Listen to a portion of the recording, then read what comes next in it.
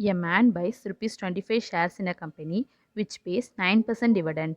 The money invested is such that it gives 10% on investment. At what price did he buy the shares?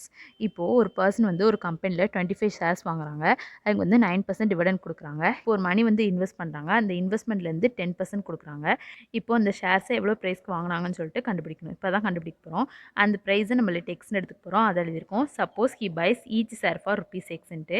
இப்போ அந்த கம்பெனியில் 25 shares வாங்குறாங்களா அந்த பர்சனுக்கு வந்து 9% dividend கொடுக்குறாங்களா, அதான் 25 இன்ட்டு 9% தானே, அதான் 9/100 எழுதியிருக்கோம் ஈக்குவல் டு இப்போது அந்த ஷேர்ஸ் எவ்வளோ ப்ரைஸ்க்கு வாங்கினாங்கன்னு தானே கண்டுபிடிக்கணும். அதை வந்து நம்ம எக்ஸ்னு எடுத்தோமா, அதான் எக்ஸ் இன்ட்டு இப்போ அந்த இன்வெஸ்ட்மெண்ட்லேருந்து 10% கொடுக்குறாங்களா, அதான் இன்ட்டு 10/100 எழுதியிருக்கோம்.